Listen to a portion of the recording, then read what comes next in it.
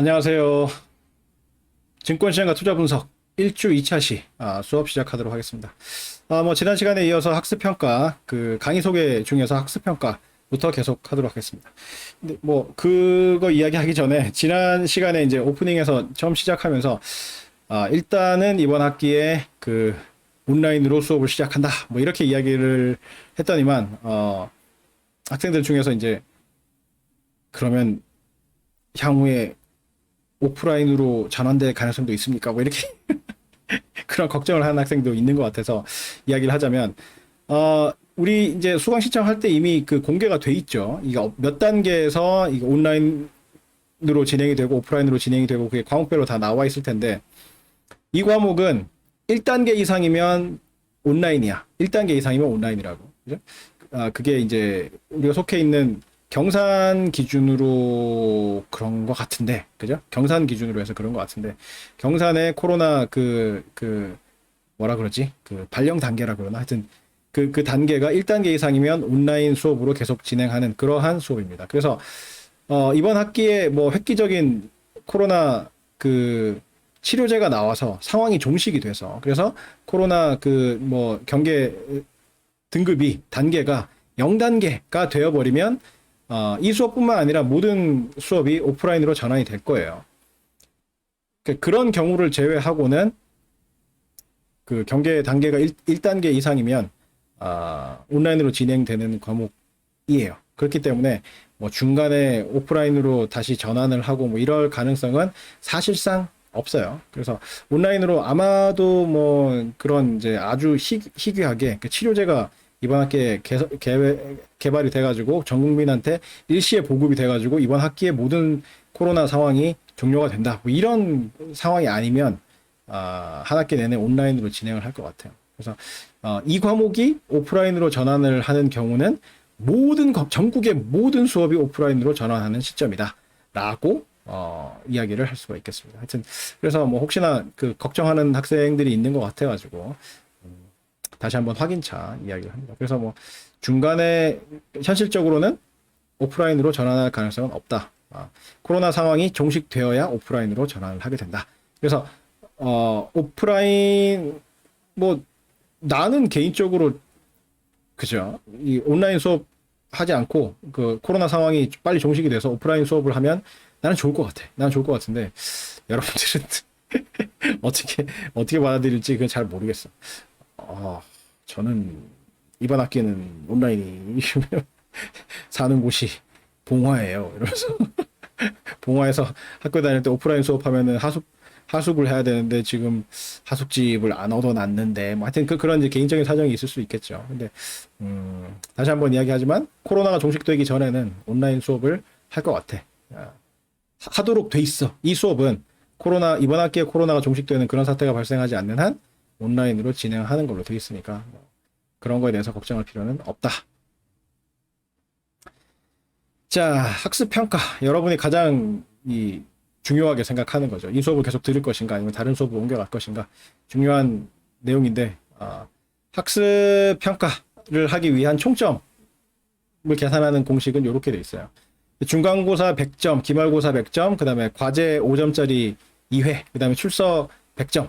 이렇게 해가지고 그거를 이제 중간고사를 40%, 기말고사 40%, 그다음에 과제 2회는 그냥 5점짜리 곱하기 2 이렇게 해서 산입을 하고 출석은 10%, 100점에다 0.1을 곱해서 10%로 만들어서 총점이 만점이 100점이 되도록 이렇게 한 다음에 요 총점을 기준으로 해서 줄을 세울 거야. 줄을 세워서 점수를 부여를 하는데 일단 시험 관련해서는 중간고사와 그러니까 여기서 이제 총점을 높게 받는 방법은 당연히 출석 잘하는 것도 중요할 거고 과제하는 것도 중요하겠지만 출석과 과제는 전체에서 차지하는 비중이 얼마 안 되죠. 출석은 만점 받아야 총점 기준으로 해서 10점이고 과제도 만점 받아야 총점 기준으로 해서 10점인데 중간고사 기말고사는 합산하면은 총점 기준으로 해서 80점이잖아요. 그래서 중간고사 기말고사를 잘 보는 게 유리한데 중간고사와 기말고사는 오픈북 시험으로 진행을 할 거예요. 그래서 그 다음에 이제 시험 중에 이용할 수 있는 책은 우리 교재, 그죠?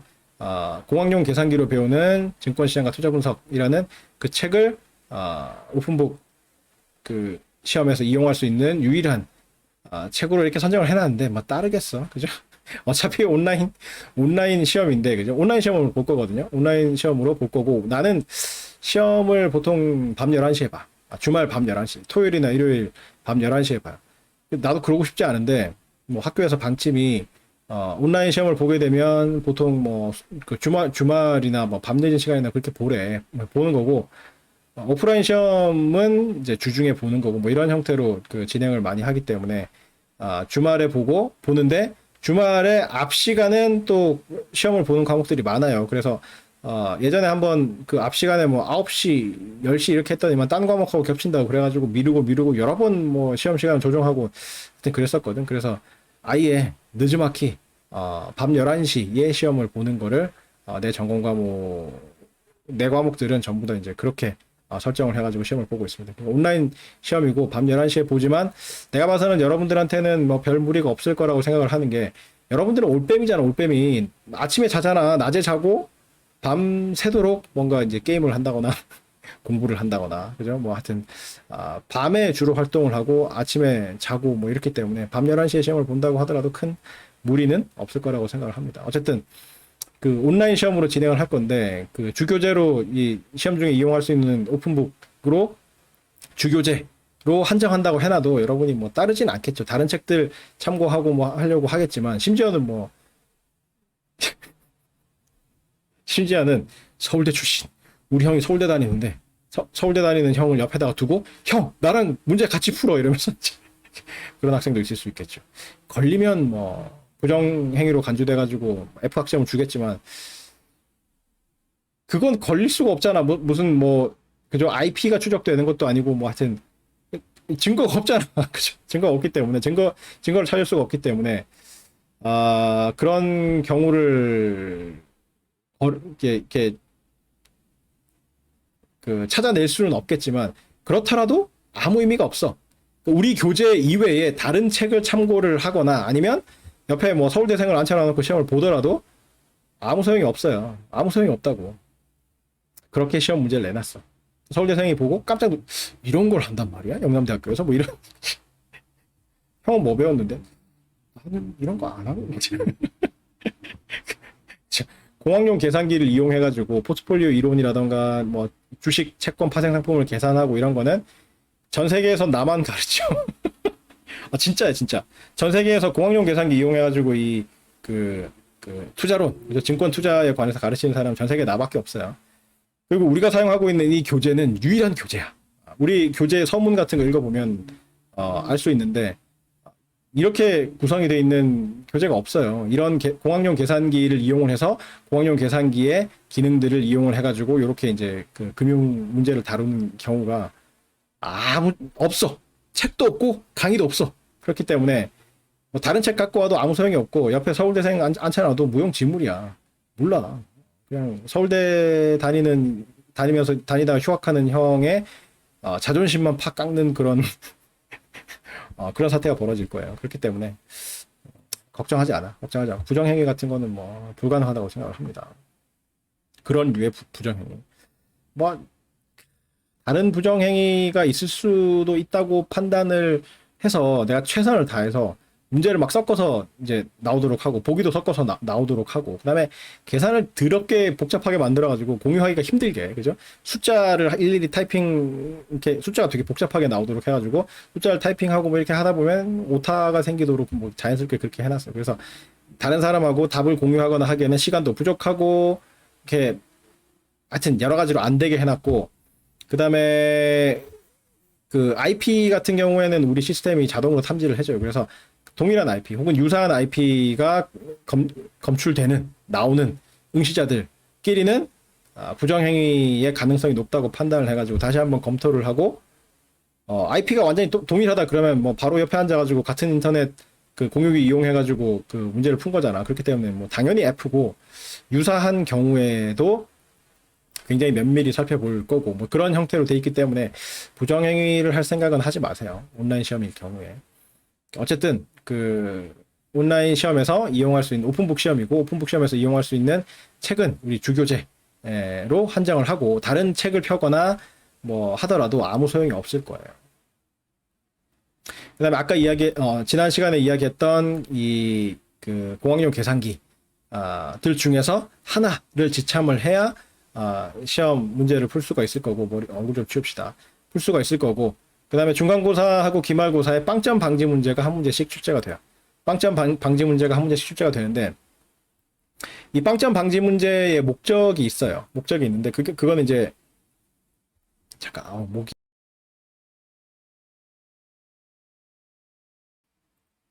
빵점 방지 문제를 중간고사하고 기말고사에 내는 목적이 있어요. 목적은 기취업자들.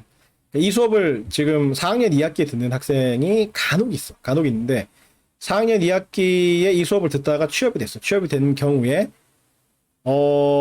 출석을, 취업계라는 게 있어요. 그 4학년 2학기에 취업이 돼버려가지고 수업을 제대로 들을 수 없다. 그럴 경우에 출석을 인정해주는 취업계라는 게 있는데, 그게 법적으로 허용이 돼 있어요. 허용이 돼 있는데, 그 발급은 이제 각 본인이 소속돼 있는 단과대학 행정실에 담당 선생님이 계세요. 그분이 검토를 해서 필요한 서류 같은 거, 입사를 하게 되면 그 여러 가지 서류를 뗄 수가 있잖아요. 사회 보험 같은 거, 그죠? 보험 가입 증서라던가, 고용보험 이런 거 있잖아요. 고용보험 가입 증서라던가, 하여튼 그 4대 보험에 가입한 가입 증서를 내고, 그다음 재직증명서 내고, 재직 기간이 언제부터 언제까지인지 이런 거 이제 다 내라고 해가지고 검토를 해가지고 취업계를 발급을 해주는데, 온라인 수업인 경우에는 인정이 잘 안 돼요. 왜? 취업을 했더라도 다른 지역에 가서 근무를 하게 되더라도 온라인 수업이기 때문에 주말에도 들을 수 있고 한밤중에도 들을 수 있고, 시간적 공간적 제약이 상당히 덜하기 때문에 기취업자들도 다 들을 수가 있다고. 들을 수가 있기 때문에 취업계 발급을 좀 까다롭게 하거나 발급을 안 해주거나 이런 사태가 많이 발생을 하기 때문에, 기취업자라고 하더라도 가능하면은 이 수업을 직접 들으세요. 직접 들으라고. 직접 듣는 게 좋고, 그 다음에 기취업자인 경우에 취업계를 발급받든 아니면 본인이 직접 수업을 듣든지 간에 출석 문제는 그렇게 해결이 되는데, 성적 부여를 할 때는 나는 시험 성적이 빵점이면 F를 줘요. 중간고사하고 기말고사하고 둘 다 빵점이면 F를 줄 거라고. 그러니까 빵점을, 두 시험 중에 하나라도 빵점이 아니어야 학점을 부여를 할 수가 있어. 왜 그렇겠어요? 평가 근거가 있어야 돼. 출석뿐만 아니라 중간고사, 기말고사라는 평가 근거가 있어야 학점을 부여를 할 수가 있는데, 둘 다 빵점을 맞았다는 이야기는 평가 근거가 없는 거예요. 그러면 당연히 F를 줄 수밖에 없다. 나는 과제 대체 이런 거 안 해요. 정말 피치 못할 사정에, 제가 코로나 확진, 지난 학기에 그런 학생 있었어. 코로나 확진돼가지고 시험을 못 본대, 그 시간에. 어떻게 해야 되냐고 막 그래. 그래서 과제 대체 이런 이야기 하길래, 과제 대체를 극단적인 경우에 할 수는 있는데 성적을 좋게 줄 수는 없다. 왜? 시험 공부를 해가지고 시험을 직접 본 학생들하고 형평성 문제가 있기 때문에, 그리고 온라인 시험이기 때문에 그 추가 시험이 불가능하죠. 그죠? 아니, 온라인 시험, 나는 온라인 시험 딱 끝나고 나면 1분 후에 모범 답안과 여러분 그 결과값, 그러니까 채점한 결과가 바로 1분 후에 뜨도록 설정을 해놓거든요. 그렇기 때문에 이게 추가 시험이라는 게 불가능해. 똑같은 시험을 그 한 학생만 늦춰가지고 보는 게 불가능한 게, 그 친구는 본인 성적이 빵점으로 처리가 되고 모범 답안이 뜨기 때문에 그거를 연계해가지고 칠 수 있는 방법이 기술적으로 없어요. 없기 때문에 과제로 대체할 수밖에 없는데, 과제를 대체하게 되면 시험 봐가지고 한 학생들하고의 이제 형평성 문제가 발생하잖아요. 그래서 아무리 잘해도 성적을 한 6, 70%? 그죠? 그러니까 등급 기준으로 해서, 그러니까 과제를 정말 잘했어, 이건 논문급이야, 이렇게 해도 B+, 최대 B+까지 줄 수 있다. 이런 식으로. 그리고 과제의 분량도 무지막지하게 줘요. 그 짧은 시간 주고 무지막지한 과제를 하도록 해서, 그 친구한테 이야기를 그렇게 했죠. 그러느니 그냥 어차피 격리돼가지고 입원해 있을 텐데 노트북하고 책하고 이런 거 집에 이야기 잘 해가지고 병원으로 보내달라 해라. 그래서 병원에서 이 온라인 강의 들으면서 공부를 해가지고 병원에서 시험을 봐라, 할 수 있다. 그랬더니만 그렇게 하기로 했었어. 그래서 그 친구는 코로나 확진 상태에서 병원에 입원한 상태로 시험을 봐가지고 성적을 받았어요. 그러니까 코로나 확진을 받아서 격리가 되더라도 시험을 보는 게 불가능한 상황이 아니기 때문에 빵점을 맞으면, 그죠? 빵점을 맞으면 평가 근거 자체가 없는 거야. 그죠? 기회를 줬는데도 본인이 평가를 안 받은 상황이 되는 거잖아요. 그렇기 때문에 중간 기말이 다 빵점인데 출석을 다 했다는 이유만으로 학점이 나가면 나중에 교육부 감사 같은 거 나왔을 경우에 걸리면 나도 징계 먹고 그 친구도 졸업이 취소돼. 이 과목 들은 게 무효가 돼가지고 전체 이수 학점이 줄어서 졸업 이수 학점보다 작아질 가능성이 높죠. 그렇게 되면 졸업이 취소되는 그런 상황이 발생을 한다고. 그러면 졸업이 취소되면 취업을 해가지고 어느 회사를 다니더라도 그 회사도 취업이 취소되겠죠. 왜? 대졸자를 뽑았는데 고졸자가 됐잖아. 그렇죠. 그렇기 때문에 평가를 하기 위한 최소한의 근거를 마련하기 위해서라도 빵점 방지 문제를 중간고사와 기말고사에 하나씩 내놨어요. 내놔서 둘 중에 최소한 하나라도 맞춰가지고 중간기말 합산한 점수가 빵점이 아니어야 등급을 부여할 수가 있다. F가 아닌 다른 등급을 부여를 할 수가 있다. 보통 뭐 그런 경우에 나는 이제 중간기말에서 빵점 방지 문제만 맞춘 경우, 중간고사에서 빵점 방지 문제만 맞추고 기말고사에서 빵점 방지 문제만 맞춘 경우에는 D 플러스를 줘. 진짜 D 플러스를 준다고. 그러니까 빵점 방지 문제가 있다고 해서 안심하고 F 안 맞을 수 있다라고 안심하고 그냥 빵점 방지 문제만 맞추려고 하면 D 플러스 맞는다니까. 그러면 그거는 F보다 더 안 좋을 수도 있어요. 여러분 성적표에 그 D 플러스 붙어 있으면 성적 합산해가지고 그 GPA 평점 평균 낼 때 확 깎아먹는다고. 점수를 확 깎아먹기 때문에 장학금이라던가 뭐 하여튼 뭐 다른 졸업하기 전에 그 재이수 해가지고 다시 다른 성적을 받기 전까지는 여러 가지 제약이 따른다고요. 그죠? 그렇기 때문에 빵점 방지 문제만 맞추겠다 뭐 이런 생각을 가지고 공부 안 하고 그러지 마세요. 그러지 말고 이런 거는 진짜 D 플러스를 맞더라도 F만 피하면 된다. 그래서 졸업만 하면 된다. 이수학점만 맞추면 된다. 라고 생각하는 기취업자들, 그죠?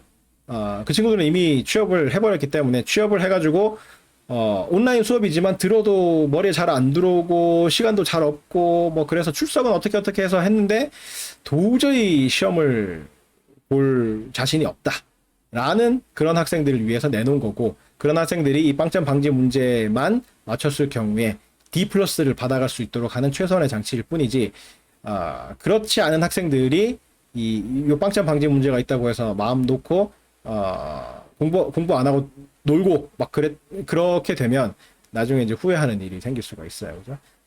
성적 증명서에 제2수하기 전까지 계속 D 플러스가 따라다녀서 여러 가지 말썽을 일으킬 수가 있다. 그런 학생들이 간혹 있어. D 플러스 대상자가 돼가지고 나한테 메일을 보내가지고 차라리 F를 주십시오. 못 줘. 그러니까 조심해야 돼. 저 D 플러스인데요. F 주세요. 못 줘요. 왜? 그 자체가 청탁이거든. 청탁이야. 청탁금지법에 의하면, 그죠? 청탁을 들어줄 수가 없어. 부당 청탁이잖아. 부정 청탁이잖아. 그죠? 아니, 나는 내 기준에 맞춰가지고 학점을 부여를 했어. 근데 그거를 임의로 바꿔달래. 아무 근거 없이. D 플러스를 F로 바꿀 근거가 뭐냐? 없지. 그냥 성적 증명서상에 있는 D 플러스를 F로 바꾸면 F는 성적 증명서상에서 이제 평점 평균 계산할 때 빠지니까 유리해지려고 F 달라는 거잖아. 그죠? 재이수 하기 전까지 혹은 재이수 안 하려고 하는 학생도 있을 수가 있겠죠. 아예 이 과목 안 들은 걸로 하겠다라는 학생도 있을 수 있을 텐데, 어쨌든 평점 평균 낼 때, 그죠? 평점 평균 낼 때 이익을 보기 위해서 D 플러스 받은 거를 F로 바꿔달라는 거잖아. 본인의 이익을 위해서 아무 근거 없이 나한테 청탁하는 거잖아. 부정청탁이라고. 청탁금지법에 의해서 처벌 대상이 됐다. 처벌 대상이 됐다. 그렇기 때문에 절대 못 바꿔줘요. D 플러스 받았는데 F로 바꿔줘요. 못 바꿔줘요. 못 바꿔줘. 지금 말했기 때문에 바꿔준 적도 없고 나는, 그죠? 그 자체도 청탁이라고 나는 판단을 하기 때문에 안 바꿔줘. 그래서 D 플러스, 그러니까 빵점 방지 문제 하나 맞춰가지고 D 플러스가 됐는데 이거 F로 바꿔주실 수가 없나요? 안 돼요. 못 바꿔요. 그러니까 공부를 열심히 하라고 해서, 물론 빵점 방지 문제가 아마 5점인가 그럴 거예요. 5점인데 빵점 방지 문제는 틀렸는데 다른 5점짜리 문제를 맞춘 경우는 어떻게 됩니까? 그것도 빵점 방지 문제 하나만 맞춘 걸로 쳐요. 점수 기준으로 빵점 방지 문제가 5점인데 100점 만점에 5점인데 중간고사에서 만약에, 근데 그 중에 빵점 방지 문제를 틀렸어. 틀리고 다른 5점짜리 문제를 맞추면 어떻게 됩니까? 그것도 빵점 방지 문제 하나만 맞춘 걸로 쳐요. 그거에 준하는 상황이다 라고 해서 중간고사와 기말고사가 둘 다 빵점 방지 문제만 맞춘 성적에 해당되면 그러면 D 플러스를 줄 거야. D 플러스. 출석이 어떻게 되고 이런 거 관계없이 무조건 D 플러스를 줄 거야. 그러니까 그런 상황에 처하지 않도록 공부를 열심히 하세요. 열심히 하라고. 그 다음에 과제는 되게 단순해요. 과제는 삼행시하고 삼행시죠. 삼행시 봅시다. 중간고사 직전에 첫 번째 과제, 그다음에 기말고사 직전에 두 번째 과제 이렇게 해가지고 각 한 번씩 해서 총 2회의 과제가 부여가 되는데 첫 번째 과제는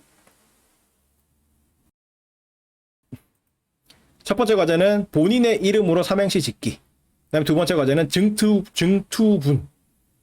증권시장과 투자 분석. 이게 약자죠. 이거를 증시투라고 하는 학생도 있고, 증투분이라고 하는 학생도 있고, 뭐 증투라고 줄이는 학생도 있고, 증시라고 줄이는 학생도 있고. 하지만 어쨌든 증투분 요 세 글자로 삼행시 지어서 올리면 5점 만점. 5점 만점에 5점 다 주고 안 올리면 빵점. 근데 남의 걸 뺏기는 경우, 남의 거 아니라도 과거에 자기가 쓴 거, 과거에 자기가 써가지고 다른 내 과목, 그죠? 사회과학과 수학이라든가 딴 거 하면서 요거를 이제 답으로 낸 학생들은 시스템에 검색이 되거든요. 검색이 돼서 베꼈다. 그러니까 남의 것뿐만 아니라 나의 글, 내가 과거에 써서 과제로 제출한 그 글을 베껴서 제출하는 경우에도 요 과제는 빵점을 줄 뿐만 아니라 이 과목 자체를 F 처리를 할 거예요. 남의 걸 뺏기는 거는 이건 윤리적인 표절에 해당되기 때문에 이거는 단순히 뭐 틀렸다, 조건에 맞지 않는다 이게 아니라 심각한 부정행위로 판단을 해서 F 처리를 할 거예요. 그렇기 때문에 조심해야 돼. 이거 과제를 하면서 조심을 해야 되는 게 남의 걸 뺏길 바에는, 그죠? 남의 걸 뺏길 바에는 그냥 하지 마. 그죠? 본인 이름으로 삼행시든 아니면 증투분으로 삼행시를 하든지 간에 5점짜리잖아. 5점짜리이기 때문에 이거 5점에 이 목숨 걸지 말라는 이야기예요. 그러니까 본인이 정직하게 해가지고 제출을 할 수 있으면 제출을 해서 5점 만점을 가져가고, 도저히 나는 못하겠다. 이런 경우에는 남의 걸 뺏겨서 제출을 해가지고 5점 공짜로 먹으려고 하지 말고, 그런 경우에는 시스템에 탐지가 돼가지고 과목 자체가 F가 되기 때문에 그렇게 하지 말라는 이야기예요. 그죠? 그래서 차라리 그럴 경우에는 5점을 포기를 하세요. 5점 포기를 하고 중간고사, 기말고사에 올인을 해가지고 좋은 점수를 받도록 그렇게 하는 게 현명한 방법이다. 그래서 5점에 목숨을 걸지 말라. 이런 이야기를 하고 싶습니다. 그 다음에 출석은 100점 만점으로 해서 결석 1회당 마이너스 10점, 지각 1회당 마이너스 5점으로 처리를 해요. 그 다음에 이제 2회 연강인 경우, 야간 수업 같은 경우에는 연강으로 한꺼번에 쭉 진행이 되는데, 요거는 하루 결석을 하게 되면 마이너스 20점. 그죠? 연강이기 때문에. 하루 지각을 하는 경우에는 마이너스 10점. 이렇게 해서 2배로 차감하는 걸로 그렇게 하도록 하겠습니다. 그래서, 일주일에 2번 수업하는, 수업 같은 경우에는 결석 1회당 마이너스 10점, 지각 1회당 마이너스 5점 이렇게 돼 있고, 야간처럼 한꺼번에 이제 3시간 강의하는 경우에는 한 번 지각하면, 한 번 결석하면 마이너스 20점, 한 번 지각하면 마이너스 10점, 이렇게 해서 100점 만점에서 차감하는 형태로 해서 출석 점수를 반영을 하도록 하겠습니다. 요거는 이제 출석 온라인 이 강의의 수강률, 그죠? 주어진 기간 안에 이걸 몇 %까지 들었느냐, 이 수강률을 환산을 해가지고 아마 기준이 있어. 기준이 있고 여러분이 어디선가 확인을 할 수 있을 것 같은데, 나는 손을 안 대거든요. 그냥 디폴트 값으로 놔두기 때문에 뭐 몇 % 이상이면 출석으로 인정이 되고, 몇 %에서 몇 % 사이면 지각으로 처리가 되고, 몇 % 이하만 들은 경우에는 결석으로 처리되고, 그 기준이 있어요. 기준이 있는데 이게 아마 시스템에 어디 출결 시스템이나 어디 찾아보면 그 기준이 나와 있을 거예요. 나는 디폴트 값으로 그냥 해놨어요. 그래서 그냥 100% 다 들으면 제일 좋아. 100% 다 들으면 출석으로 다 인정이 되기 때문에 온라인 이 동영상 강의를 제때 정해져 있는 기간 안에 제때 들으면 출석에는 문제가 없다. 이렇게 해서 이제 총점을 계산을 한 다음에 학기 말에, 그죠? 총점 기준으로 상위 35%를 A 플러스를 주고 그 다음 35%를 B 플러스를 주고 나머지 등급을 30%의 비율로 부여를 할 거예요. 근데 어쩔 수 없이 F를 부여할 수밖에 없는 경우가 있는데 이런 경우들이에요. 이런 경우들. 아이고, 네. 이런 경우들이야. 이런 경우들. 내 얼굴 좀 치우고 한번 해봅시다. 자, 출석 미달자. 총 수업 일수 중에 4분의 1 이상 결석을 하는 경우에는 이런 경우에는 그냥 시스템에 성적 입력이 안 돼요. 그냥 자동 F야. 자동 F. 자동 F로 설정이 그 학점이 나가요. 이거는 내가 어떻게 할 수 있는 게 아니라 학칙이 그렇게 돼 있고 시스템이 그렇게 돼 있어가지고 총 수업 일수의 4분의 1 이상 결석을 하게 되면 그냥 성적 입력 시스템에 그냥 자동으로 F라고 입력이 돼 있어. 내가 그걸 고치려고 해도 안 고쳐져. 그렇게 돼 있고. 그 다음에 시험이나 과제에서 부정행위가 걸려가지고 부정행위가 탐지된 학생들은 당연히 F 학점을 부여를 할 거고. 그 다음에 아까도 이야기를 했지만 중간고사와 기말고사에서 모두 다 빵점을 맞은 학생들은 평가 근거가 없기 때문에 그냥 자동으로 F를 줄 거예요. 그래서 빵점 방지 문제가 있으니까 중간 기말을 다 빵점 내가 F를 맞아야 되겠다 이런 학생들이야 뭐 중간 기말 다 빵점 맞고 시험 안 치면 되지만 그게 아니라 이번 학기에 취업을 해가지고 졸업은 꼭 해야 되는 그런 상황이다. 근데 공부는 별로 못했다 이런 학생들은 빵점 방지 문제를 반드시 맞추세요. 빵점 방지 문제가 어떤 게 나옵니까? 뭐 다양한 게 있어요. 교수 이름 이 담당 교수 이름은 무엇인가 뭐 이런 거. 그다음에 우리 책에 뭐 출판 날짜는 언제인가 책 안에 다 있거든. 아니면 몇 페이지 몇 페이지 몇째 줄을 그대로 적으시오. 뭐 그런 거. 하여튼 그런 이제 책만 있으면은 이렇게 공부 안 하더라도 이렇게 넘겨보면은 쓸 수 있는 그런 것들을 이제 빵점 방지 문제로 해놨어요. 그렇기 때문에. 근데 그럼에도 불구하고 모든 중간고사와 기말고사를 전부 다 빵점을 맞았다. 그 말은 평가 근거가 없기 때문에 그냥 F를 줄 수밖에 없다.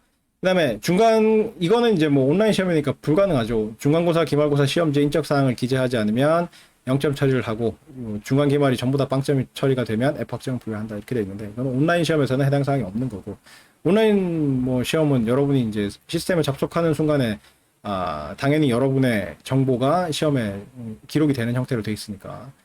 그 다음에 수업 태도가 매우 불량해서 타인에게 해를 끼치거나 예의에 어긋난 행동을 하는 자 이렇게 돼 있는데, 이거는 뭐, 온라인 수업이기 때문에 옆에 아무도 없죠. 그죠? 오프라인 수업을 해야 옆에 이제 같이 듣는 수업, 친구가 있고, 그래서 수업을 방해하고 이런 게 발생을 하지만, 그것도 이제 실시간 수업도 아니고, 이렇게 동영상 강의를 하는 수업에서 다른 학생들을 방해하거나, 나한테 뭔가 예의에 어긋난 행동을 하거나 이런 거는 뭐 사실상 불가능하죠. 그래서 이런 경우에는 F고, 그 다음에 이제 주의할 사항이, 총점이 F학점 부여자의 총점보다 낮은 경우에는 플러스를 뗄 거예요. 지금 위에 이제 총점 기준으로 A 플러스 35%, B 플러스 35%, 나머지 30% 이렇게 준다고 해놨는데, 이거는 학칙에서 줄 수 있는 최대치거든? 학칙이 어떻게 돼 있냐면, A0 이상 35%까지 줄 수 있다. B0 이상 70%까지 줄 수 있다. 뭐 이렇게 돼 있거든. 학칙이. 그래서 그 기준 하에서 가장 여러분들한테 유리하게 주면, 이렇게 주는 거예요. A 플러스 35%, B 플러스 35%, 나머지 30%. 나머지 등급을 어떻게 주실 겁니까? 다 C 플러스를 줄 겁니까? 그거는 아니야. 그거는 나머지 등급 30%는 그 학기의 학생들의 수준이라던가, 뭐 여러 가지를 판단을 해가지고, 내 마음대로 줄 거예요. 내 마음대로 줄 거고. 가능하면 학생들한테 호의적으로 주긴 하는데, 요거는 이제 뭐 D 플러스를 받게 될 학생들, 중간고사, 기말고사에서 빵점 방지 문제 이외에 다 틀린 학생들이 많다거나 뭐 이런 거에 따라서 달라질 거고, 하여튼 달라질 수가 있어요. 그래서 이 하위 30% 등급을 하위 30%를 어떤 등급으로 몇 %씩 줄 거냐 하는 거는 뭐 학기마다 다르고 뭐 상황마다 다르고 뭐 이렇게 좀 다를 수가 있는데, A 플러스 B 플러스는 이제 학칙에서 그 규정하고 있는 그 기준 하에서 가장 여러분들한테 유리한 형태로 줄 거야. 근데 하다 보면 F학점을 받게 되는 학생이 성적이 되게 좋은 경우가 있거든요. 그런 경우에는 어떻게 하는 게 공정할까요? 그죠? 어떻게 하는 게 공정할까? 옛날에는 어떻게 했냐면 F학점을 받게 되는 학생보다 총점이 낮다. 그러면 당연히 F다. 그런 적이 있어. 그래서 아니 그렇잖아. 아니 50점, 그러니까 총점 기준으로 예를 들어서 50점 맞은 학생이 F인데 그럼 49점, 48점, 47점 맞은 학생들도 당연히 F여야 될 거 아니야. 아니 총점이 F 학점자보다 더 낮은데 어떻게 그 학생들한테 B 플러스를 줄 수 있냐고. 그죠? 그죠? 그게 당연한 논리인데 예전에 그렇게 했더니만 진짜로 그런 그 최악의 사태가 한번 벌어진 적이 있어. 그래서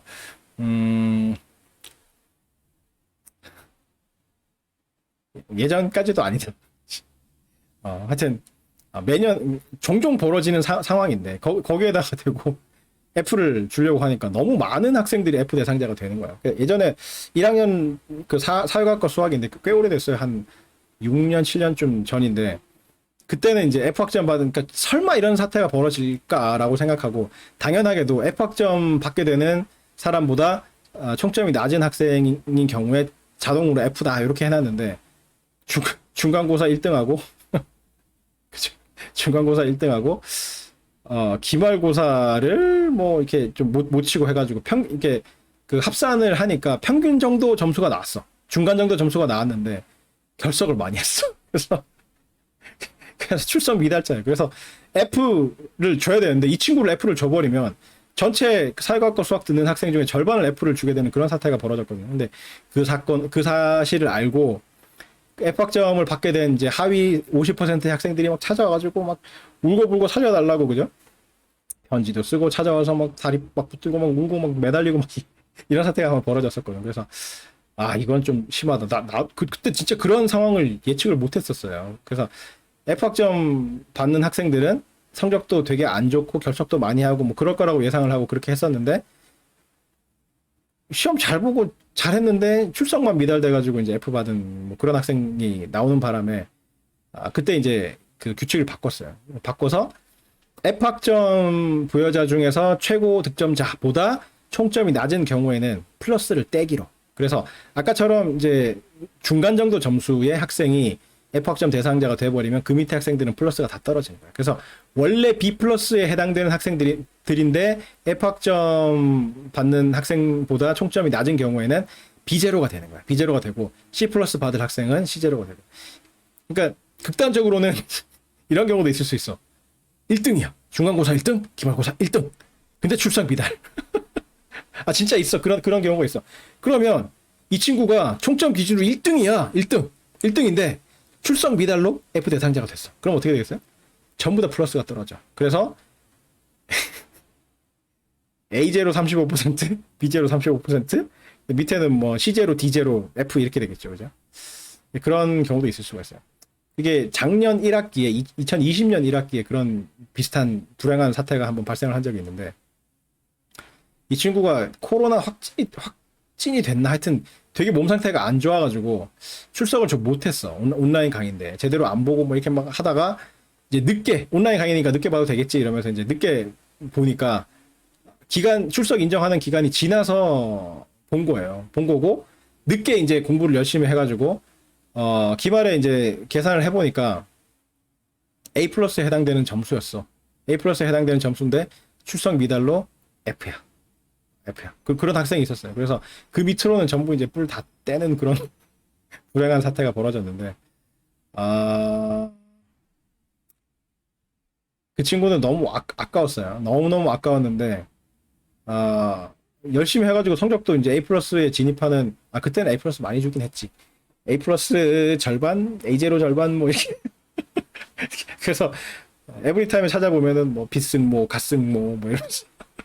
교수님 사랑합니다. 뭐, 이렇게 되게 많아요. 근데, 그게 이제, 나는 기회가 닿으면 학점 되게 잘 줘. 그래서, 그때는, 2020년 1학기에는 처음이어가지고, 지금은 그렇게 안 하는 것 같은데, 2020년 첫 학기에는, 교수 네 마음대로 주세요. 뭐, 이렇게 학교에서 지침을 한번 내렸거든요. 그래서, 마음대로 주라니까 학생들 막 불안했지. 절대평가다. 그러니까, 와, 이게 규칙도 없고 교수가 마음대로 주면은 굉장히 짜게 주는 거 아니냐 그랬는데, 대체로 교수님들이 좀 후하게 줬죠. 근데 나는 그 중에서도 최고봉이라고 자신을 해. 전부 A 플러스 주려다가 너무 심한가 해가지고, 맞을걸? 네, 반은 A 플러스 주고 반은 A제로 주고, 그렇게 준 것 같아. F 받는 사람 몇 명 빼고. 그죠? 그때 내 수업 들었던 학생들 대박이야, 대박. 근데 하여튼 그 친구가 A 플러스와 A 제로의 그 경계선상에 걸려가지고 F를 맞았어요. 점수는 그 정도 A 플러스 A 제로 경계선 정도가 되는데 출석 미달로 F를 맞아가지고 매우 매우 속쓰려 했죠. 근데 방법이 없어. 뭐 이번 한 뭐 그 증명서 낸다고 막 했는데 행정실에 내보니까 그게 뭐 사유가 안 되는 거야. 결석한 그 시기에 뭐 입원한 게 아니고 뭐 하여튼 안 맞아가지고 인정이 하나도 안 돼가지고 결국 그 친구는 뭐 열심히 했음에도 불구하고 F를 맞는 그런 불행한 사태를 겪었죠. 그리고 그 친구 때문에 A 플러스 대상자인데 A 제로로 떨어진 학생이 많지는 않아요. 한두 명 정도가 그렇게 되는데 본인들이 잘 모르지. 그죠? 잘 모를 정도로. 왜냐면 뭐 A 제로 맞는 그 성적하고 비스무리하거든. 비스무리하기 때문에. 하여튼 그런 사태가 벌어졌었어요. 그래서 뭐 하여튼 그렇다. 근데 이제 그 학생들이 이제 간혹 궁금해하는 게 진짜 35% A 플러스 B 플러스 35% 이렇게 주십니까? 그러는데 가능한 한 이렇게 맞춰요. 근데 인원을 이게 이제 사람이라는 게 뭐 10만 명 이렇게 놓고 그 중에 35% 주고 이러면은 정밀하게 뭐 35%딱 맞춰서 주거나 아니면 34.9999% 맞춰가지고 이제 A 플러스를 주고 이렇게 할 수 있지만 이 뭐 100명, 200명 이렇게 되면 이 35%를 계산을 해보면 인원이 딱 안 떨어질 때가 있어요. 인원이 안 떨어질 때가 있고 그다음에 요 그 A 플러스와 B 플러스를 끊는 이 경계에 동점자들이 굉장히 몰려 있는 경우가 있어요. 그럴 경우에 그 동점자들을 전부 A 플러스로 산입을 해버리면 이게 비율이 35%를 초과해버리는 그런 사태가 발생할 수 있다고. 그런 경우에는 그 동점자들은 안타깝지만 B 플러스로 다 줄 수밖에 없어요. 그죠? 그래야 시스템에 입력이 될 거 아니야. 그죠? 그런 경우에는 A 플러스가 35%가 안 될 수도 있어. 34%, 34.5% 이렇게 좀 될 수가 있어요. 그죠? 근데 그거는 진짜 어쩔 수가 없는 거야. 인원 자체가 사람을 3분의 1 토막 내고 뭐 이럴 수는 없는 거잖아. 그죠? 그리고 동점자들이 있을 경우에 그 동점자들을 A 플러스로 다 집어넣어주면 이 비율이 학칙상 허용한 35%를 빡 넘어버리는 그런 사태가 발생하기 때문에 어쩔 수 없이 그런 학생들을 B 플러스를 줄 수밖에 없는 그런 사태가 있기 때문에 정확히 35%로 끊기진 않아. 하지만 나는 35%에 가장 가까운 값으로 학생들한테 가장 유리한 학점 등급을 부여를 하고 있습니다. 그래서 이번 학기에는 저 등급 부여 기준이 어떻게 될지 모르겠어. 그러니까 이게 지금 학칙인데 A0까지 35% 줄 수 있고 B0까지 70%까지 줄 수 있다라고 돼 있는 게 학칙인데 이게 코로나 사태 때문에 이제 매 학기 좀 출렁거리거든요. 그래서 지난 학기에는 뭐 비율이 좀 달랐고 작년 1학기에는 이제 뭐 완전 절대평가 이렇게 했었고 그래서 매 학기 공지가 나봐야 정확하게 알 수 있지만 최소한 이 학칙보다는 불리하게 나오지는 않을 거라고 생각을 해요. 근데 어쨌든 이 규정이 어떻게 바뀌든지 간에 나는 학생들한테 가장 유리한 등급을 부여를 할 거니까 그렇게 알고 열심히 공부를 해주기 바랍니다. 그래서 F학점 이 조건에 맞지 않도록 그죠? F학점 상황에 해당되지 않도록 주의를 하고 그러니까 출석 열심히 하고 부정행위 하지 말고 중간 기말에서 빵점 맞지 말고 그죠? 그다음에 예의 차리고 최소한 그죠? 나한테 뭐 질문을 한다거나 메일을 보낸다거나 할 때 나한테 쌍욕한다거나 그죠? 예의에 확 벗어난 상식에서 벗어난 그런 행동을 하는 경우에는 F를 줄 거예요 진짜로. 지금까지 그렇게 해서 F 받은 사람은 없지만 경고를 하는 거야. 최소한의 공부를 하기 전에 일단 사람이 되라 뭐 이런 개념으로 이렇게 해놨으니까 그런 거는 좀 지켜줬으면 좋겠습니다. 뭐 동료 학생들 사이에서뿐만 아니라 나한테 스승이잖아, 그죠? 나한테 이렇게 메일을 보낸다거나 뭐 전화 통화를 하게 된다거나 할 때 최소한 내 예의는 좀 지켰으면 좋겠어. 그리고 인사 좀 잘했으면 좋겠고 메일 같은 거 쓸 때 뭐 한 줄 찍 적어가지고 용건만 하고 이러면 무슨 과목인지 얘가 누군지 난 모르잖아. 모르고 예의가 아니야. 안녕하십니까 교수님께 안녕하십니까 교수님. 그리고 제목 자체도 그 메일 제목 자체도 중간고사 몇 번 문제에 관한 문의라든가 그죠? 한눈에 딱 알 수 있도록 하고 교수님께 안녕하십니까 뭐 어쩌고 저쩌고 뭐 그 저 춥다 그래야 되나? 중간고사 끝나고 나면 좀 서늘하겠죠. 서늘한 날씨에 뭐 환절기에 건강 잘 챙기고 계신지요? 다름이 아니라 뭐 이렇게 해서 이번에 본 중간고사의 몇 번 문제가 저는 요 숫자가 요게 제 계산기로는 이렇게 나오는데 모범 답안하고 끝자리가 달라서 좀 이상합니다. 그래서 이것도 정답으로 인정해 주실 수 없으신지요? 뭐 이런 거 그죠? 그리고 뭐 그 시험 문제 출제하시느라 항상 고생이 많으십니다. 좋은 강의 잘 듣고 있습니다. 몇 년도 몇 월 며칠 안녕히 계십시오. 이러면서 몇 년도 몇 월 며칠 몇 학번 누구 올림 이렇게 최소한의 형식은 갖추라고. 근데 간혹 보면은 5번에 이것도 답 아니에요? 그런 학생들이 있어. 와, 그냥 고민을 막 하게 되지. 이 정도 사안으로 F를 줄 수 있을 것인가 뭐 이렇게 고민하게 되니까 나를 그렇게 만들지 마. 나를 그런 그 정도의 매일 그 예의에서 벗어난 그 정도의 행동을 가지고 F를 주고 싶도록 나를 만드는 그런 메일을 보내지 마세요. 최소한의 그 양식이라든가 뭐 예의라든가 이런 거는 좀 차렸으면 좋겠고, 계산기를 계산을 하다 보면 간혹 이제 그 유니원 계산기 같은 경우에는 그 카시오, 난 이제 카시오로 이제 계산해가지고 모범 답안하고 정답 다 입력을 해가지고 채점을 했는데, 그 유니원 같은 경우에는 실제로 끝자리가 한 자리 약간 다르게 나오는 경우가 있을 수 있어요. 그러니까 알고리즘이 그 카피이기 때문에 그죠? 완벽하게 똑같지는 않다고 거의 똑같은데 약간 다른 알고리즘을 쓴다거나 뭐 그러면 끝자리가 약간 다르게 나오거나 끝자리가 한 자리 더 나오거나 뭐 이런 경우들이 있을 수 있어요. 그런 경우에는 소명만 되면, 그러니까 본인이 정확하게 우리가 모범 답안에서 제시하고 있는 방식대로 다 풀었는데도 계산기 자체의 특성 때문에 끝자리가 한 자리 더 나왔다 혹은 조금 다르게 나왔다 이런 거를 소명을 할 수 있으면 그러면 정답으로 인정을 해줄 거예요. 소명하는 방법은 그 여러분이 그 문제를 푸는 과정을 스마트폰 같은 걸로 이제 동영상 찍어가지고 보십시오. 저는 이렇게 똑같이 이렇게 그 모범 답안하고 똑같이 이렇게 풀었습니다. 이러면서 촬영을 해가지고 나한테 보내면 내가 보고 타당하다라고 판단되면 복수 정답으로 인정을 해가지고 맞다고 해줄 수가 있죠. 그런 경우가 이게 그 계산기 기종의 차이 때문에 간혹 벌어져요. 그런 경우가 간혹 벌어진다고. 그래서 뭐 하여튼 그런 거 보낼 때 최소한의 예의는 좀 차렸으면 좋겠다.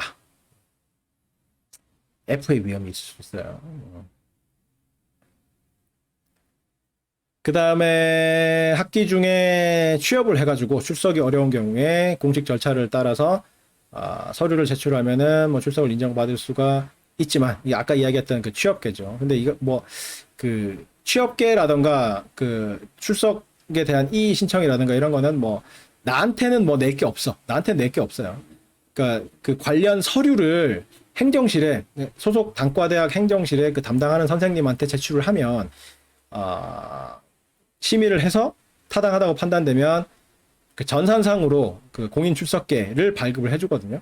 발급을 하면 내가 내 시스템 상에서 그걸 볼 수가 있어.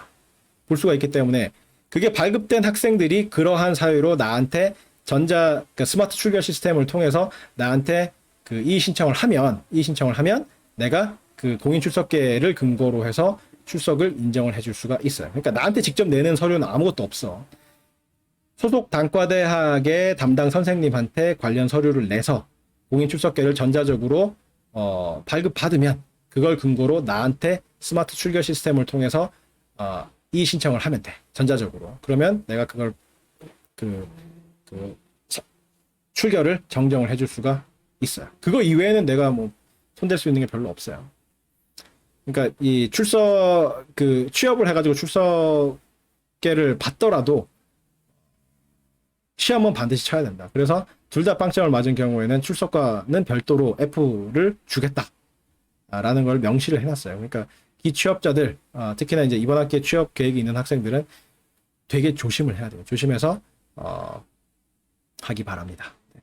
그리고 지금 온라인 수업이기 때문에 이 공인 출석계 자체가 취업을 사유로 공인 출석계가 발급되는 경우가 조금 까다로울 거야. 그러니까 그것도 이제 감안을 해서 가능하면 수업을 직접 듣고 내용을 파악해서 중간고사, 기말고사 잘 봐서 좋은 성적으로 그 졸업을 할 수 있도록 그렇게 하는 게 최선이죠.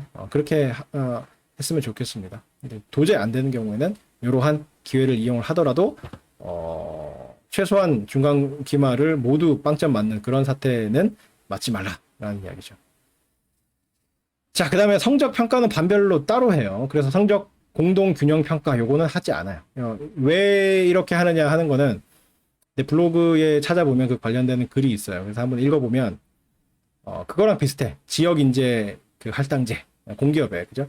지역 인재 할당제랑 비슷하게 그 야간 수업 온라인인 경우에는 뭐 큰 의미가 없을 수도 있지만 오프라인 같은 경우에는 야간 수업 듣는 사람들은 보통 직장인이거든. 직장인이기 때문에 근무 마치고 밤늦게 와가지고 이제 수업 듣고 뭐 이런 사람들이기 때문에 그 사람들이 주로 모여 있는 야간 수업을 주간 수업하고 같이 이제 성적 공동 균형 평가를 해버리면 이 양반들은 그냥 나쁜 성적을 받을 수밖에 없어. 그죠? 그래서 이분들에 대해서 좀 그 사정을 예우를 해준다는 측면에서 그죠? 예, 그게 정확히 지역인재 할당제하고 그 같은 취지잖아. 그죠? 지역인재 할당제도 지역인재 할당제 없이 100% 특정 공기업에 들어가기 위해서 서울대부터 시작해가지고 전국의 대학생들이 다 경쟁을 한다. 그래 보면 서울대, 고대, 연대 뭐 이렇게 상위권 학생들만 거기 소복이 들어가게 되고 나머지 학교들은 기회가 없는 상황이 되잖아요. 근데 실제로 그렇게 해서 뽑힌 사람들이 근무할 지역은 뭐 전국이 흩어져 있기 때문에 지방 근무도 해야 되고 뭐 해서 그 지역에 필요한 인력들이 있을 수 있다고요. 그렇기 때문에 지역인재 할당제를 해서 그 지역에서 근무할 사람들은 그 지역에서 뽑는 걸로 그렇게 해서 학벌에 따른 어떤 차별이라든가 이런 거를 좀 완화하는 그러한 개념으로 그 지역인재 할당제를 공기업들이 하고 있는데 그거랑 비슷한 취지예요. 그래서 야간 수업을 듣는 직장인들이 좀 피해를 보지 않도록 그죠? 같은 직장인들끼리 주로 경쟁을 해가지고 뭐 야간 수업 듣는 그 일반 학생들의 존재까지 어떻게 할 수는 없지만 그죠? 최소한 주간 수업하고 합쳐가지고 큰 불이익을 얻는 그런 상황은 막기 위해서 성적 공동 균형 평가는 실시하지 않습니다. 그래서 반별로 따로 평가를 하는데 이렇게 하면 어떤 분반이 나중에 이제 좋은 성적을 받을까? 이것도 이제 여러분 입장에서는 로또야. 규모가 큰 반에 들어가는 게 유리할 것인가? 야간 수업을 듣는 게 유리할 것인가? 규모가 작은 주간반에 들어가는 게 유리할 것인가? 라는 건데 이게 잘 모르겠어요. 옛날에는 야간 수업을 들으면 좋은 성적을 받기가 상대적으로 당연히 그렇겠죠. 그죠?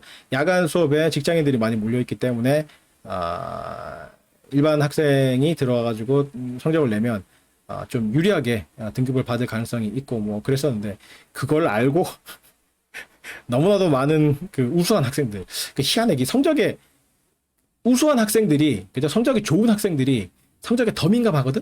그래서 조금이라도 더 쉽게 조금이라도 더 확실하게 좋은 성적을 받기 위해서 공부 잘하는 학생들이 야간으로 몰리고 뭐 이런 상황이 많거든. 그렇게 돼버리면 야간 수업이 성적 받기가 더 힘든 그런 상황이 벌어지는 해도 있어요. 그래서 눈치 싸움이지. 공부 잘하는 학생들이 어디로 몰릴 것인가 뭐 이런 거에 따라서 달라져요. 근데 일반적으로는 야간 수업이 대체로 성적 받기가 좀 유리한 건 사실이에요. 사실인데 이런 말을 하면 그거에 영향을 받은 그 성적 좋은 학생들이 야간으로 대거 진출해가지고 양민 학살을 저지르는 그런 사태가 발생할 수도 있기 때문에 해마다 달라. 그래서 내 블로그에 들어가면 내가 강의하는 과목들에 대한 그 중간고사, 기말고사 후기, 그죠? 기초 통계하고 후기 같은 게 막 나와 있거든요. 그래서 뭐 각 분반별로 평균이 얼마고 표준 편차가 얼마고 최고점이 얼마고 최저점이 얼마고 뭐 이런 거 다 공개를 한 다음에 총평 뭐 1번 문제는 어땠고 2번 문제는 어땠고 뭐 이런 해설해 놓은 경우도 있고 총체적으로 난이도가 굉장히 낮았음에도 불구하고 성적이 안 좋았다. 혹은 난이도가 굉장히 높았음에도 불구하고 성적이 너무 좋아가지고 야 정말 칭찬해주고 싶다 뭐 이런 이제 코멘트를 남겨놨거든요. 그래서 들어가서 한번 확인을 해보세요. 확인을 해보면 들어가 볼까? 뭐 이런 거죠.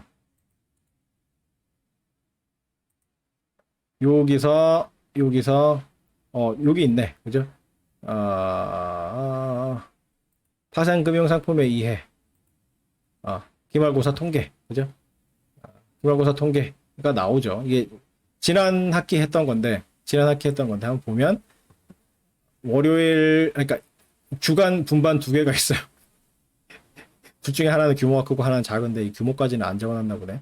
그다음에 야간 수업이 있고 이렇게 돼 있는데 평균 점수로 봐서는 뭐 첫 번째 이 규모가 큰 수업.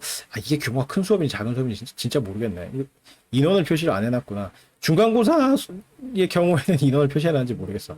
근데 하여튼 기말고사를 보면 평균 점수는 세 반이 다 비슷한데 최대값이 다르지. 최대값이 다르고 중앙값이 반별로 약간씩 차이가 있죠. 그래서 그렇고 이제 표준 편차를 보면은 이제 조금씩 차이가 있고 뭐 이렇게 돼 있는데 요 경우에는 뭐 크게 이 통계로만 봐가지고는 세 분반이 골고루 학생들이 배치되어 있는 것 같고 뭐 큰 차이가 없는 것 같아 보이는데 등급을 나눠 보면은 조금 차이는 있을 수 있어요. 그러니까 통계상에 드러나지 않는 학생들 분포가 그죠? 등급상 이렇게 해보면 야간 수업을 들은 학생들이 같은 점수로 주간에 갔었으면 뭐 B 플러스를 받을 학생이 야간이었기 때문에 A 플러스를 받고 이런 사태가 좀 발생을 했던 걸로 기억을 해요. 그죠? 그다음에 또 뭐가 있나? 중간고사 후기 이거 볼까? 중간고사 후기는 보면 중간고사는 지난 학기에 이거는 이제 이 파생금융상품의 이해라는 과목 지난 학기에 내가 강의했던 그건데 통계인데 통계를 보면 야간이 아무래도 평균 점수가 제일 낮고 주간은 뭐 별로 차이가 없고 그다음에 이때는 시험이 되게 쉬웠는데 표준 편차도 뭐 큰 차이는 없고 하여튼 평균 점수로 보면 평균적으로 이제 야간이 성적이 좀 안 좋은 그러한 모습을 보이죠. 근데 이제 이것뿐만 아니라 그 전에 학기들 거 쭉 보면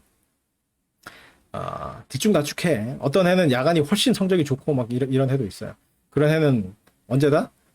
야간이 유리하다고 판단해서 우수 학생들이 야간으로 쫙 모인 경우, 그죠?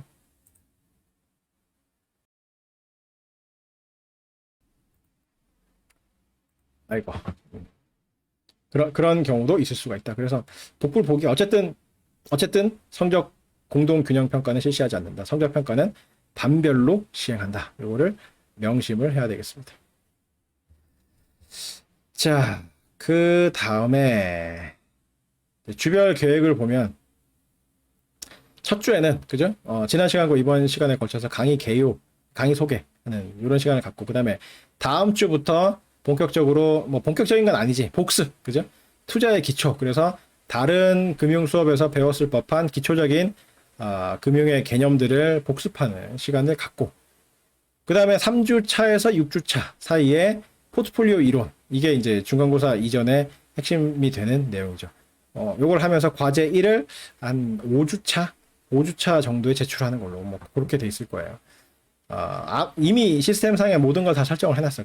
그래서 타이머 맞춰놔놓고 언제 되면 과제 1이 뜨고 언제 되면 시험이 뜨고 뭐 언제 되면 과제 2가 뜨고 언제 되면 기말고사가 뜨고 뭐 이렇게 성적은 언제 뜨고 뭐 이렇게 다 이게 타이머를 걸어놨어. 그래서 나는 사실은 지금 강의 녹화하기 이전에 이미 그 시험 문제까지 다 출제를 해놓은 상태거든. 그래서 모든 걸 세팅해 놓은 상태에서 이 강의 영상의 재료가 되는 이 글자 막 나오는 이 필기 있잖아요. 그죠? 지금 칠판에다가 필기하는 거잖아. 내가 손을 안 대고 있을 뿐이지 그래피컬하게 글자가 쭉 나타나잖아. 이게 칠판이야, 칠판. 그죠? 요 칠판 지우개 있고 밑에 분필 막 있고 막 그렇잖아. 이걸로 노란색, 하얀색, 빨간색 분필로 글씨를 쓰는 그런 형태로 지금 진행을 하고 있는데 이 자료도 다 완벽하게 다 만들어 놓은 상태에서 지금 강의 녹화를 하고 있는 거거든요. 이거 만드는데 죽을 뻔했어. 엄청난 양이야. 엄청난. 나중에 보면은 막 감탄을 하게 될 텐데 그래피컬한 막 이렇게 멋진 그래픽이 막 나오고 막 그럴 텐데 이거 무지막지한 양이에요. 파워포인트로 환산을 하면은 이게 4,000장? 4,000장. 파워포인트 4,000장 만들어 봤어요? 무지막지한 양이에요. 이거 만드느라 죽을 뻔했어 진짜. 하여튼 그러고 있어. 하여튼 5주차인가 내 지금 기억이 안 나는데 시스템에 이미 설정을 해놨어. 5주차에 과제 1을 제출할 수 있도록 그렇게 걸어놨고 그리고 나서 중간고사를 보고 중간고사는 한밤중에 본다고 그랬죠. 한밤중에 한 11시쯤 주말 11시쯤에 봐서 11시 50분에 끝나면 11시 51분에 여러분의 성적과 모범 답안이 공개되도록 그렇게 설정을 해놨고 그 다음에 중간고사 끝나고 나면 이제 주식과 채권의 가치 평가를 2주에 걸쳐가지고 공부를 하고 그 다음에 그 10주에서 13주, 한 달, 그러니까 4주에 걸쳐서, 그죠? 파생 상품에 대해서 이야기를 할 텐데, 그걸 하면서 과제 2가 나갈 거예요. 과제 2는 아마 12주차 정도의 과제가 나갈 걸로 내가 그, 아, 설정을 해놓은 것 같은데, 정확한 거는 이제 시스템을 봐야 알 수 있을 것 같아요. 자, 요렇게 돼 있고, 그 다음에 14주차에 강의를 총 정리를 하고, 15주차에 기말고사를 보는 걸로 이렇게 구성이 되어 있습니다. 자, 강의 맛보기. 그래서 이제 강의, 앞으로 우리가 배울 내용들 중에서 일부분을 이제 발췌해가지고 여러분들한테 이제 맛보기 형태로 이렇게 해놨어요. 해놨는데, 겁먹으라고 하는 건 아니고, 자, 내 얼굴은 일단 지우고, 그죠? 자, 뭐 이런 그래프들을 사용을 하게 될 거예요. 강의 소개 동영상에도 나왔던 그 그래프죠. 그죠? 이런 형태의 그래프들이 자주 등장을 할 거야. 이거는 뭐 경제학 과목 다른 과목 들으면서도 뭐 꼭 같은 요런 그래프는 아니지만 하여튼 이렇게 그래프 그리고 뭐 이런 것들이 꽤 있었죠. 그래서 그래프를 이용해 가지고 분석하는 그런 내용들이 좀 나오고, 그죠? 그다음에 캐팸 자본자산 가격 결정 모형, 줄여서 영어로 CAPM이라고 하는데, CAPM, CAPM이라고 하는데, 이 CAPM을 이용을 해가지고 실제로 계산하는 그러한 문제가 있어요. 이게 표가 이렇게 주어져 있는데, 이 표를 계산기에 입력을 한 다음에 실제로 계산을 할 거거든요. 그래서 이렇게 문제들이 있고, 이게 실제로 우리 교재에 있는 예제예요. 예제를 푸는 과정도 이렇게 칠판에 적는 것처럼 이렇게 보여줄 거고, 요거를 다 계산기를 이용을 해가지고 계산을 할 거야. 요 표를 계산기에 입력을 한 다음에 계산을 하면 이런 값들이 나온다. 뭐 이런 거를 이제 보여줄 거고, 그렇기 때문에 각 문제에서 요구하는 답은 뭐 이렇게 생겼다. 그죠? 뭐 이런 식으로 문제를 풀어갈 거예요. 풀어갈 거고, 빨리빨리 넘어갑시다. 그래서 이렇게 보면 수식이 좀 보이긴 하지만 수식 자체는 단순해요. 단순하고, 이거를 뭘로 한다? 계산기로 주로 계산을 통해서 해결하는 그러한 형태로 진행이 되고 있습니다. 지금 우리는 이제 이 화면상에 계산기를 띄워서 보여주고 이런 건 아니지만, 실제로 이거 계산할 때는 아까 봤던 것처럼 계산기를 이렇게 띄워 놔놓고 할 거예요. 한쪽 면에 계산기를 띄워 놓은 상태에서 계산을 진행하는 형태로 그렇게 진행을 할 생각입니다. 네. 이 계산기가 왜 안 떠? 여기 있네. 이렇게 계산기 띄워 놔놓고 계산을 하면서 옆에 이제 답이 칠판에 나타나고 뭐 이런 형태로 수업을 진행을 할 거예요. 그 다음에 요거는 채권이구나. 채권 가격 계산하고 뭐 이런 건데, 공식은 이런 게 있는데 그 공식을 눈에 보이는 형태대로 계산기에 대입을 하면 값을 구해낼 수가 있어요. 뭐 이런 거. 그 다음에 선물과 선도의 가격 계산하는 거, 뭐 이런 것도 공식이 있어서 그 공식을 가지고 그냥 계산을 하면 되고, 그 다음에 요거는 이제 증명 과정이거든요. 요러한 식을 증명하는 과정에 이런 표가 등장하고, 증명은 대체로 이런 형태로 되어 있어요. 표 만들어 가지고 어떤 거래를 하는 형태로 해서 증명하는 형태로 이렇게 되어 있어요. 파생금융상품의 이해를 들었던 학생들은 익숙하리라고 생각을 하는데, 아마도 여러분이 까먹었을 거라고 확신해. 파생금융상품의 이해를 들은 학생들도 거의 뭐 까먹고 모른다. 머릿속에 남아있지 않다. 저런 표를 본 것 같긴 하다라는 정도의 생각만 있지. 그죠? 뭐 이런 식으로 진행을 할 거고.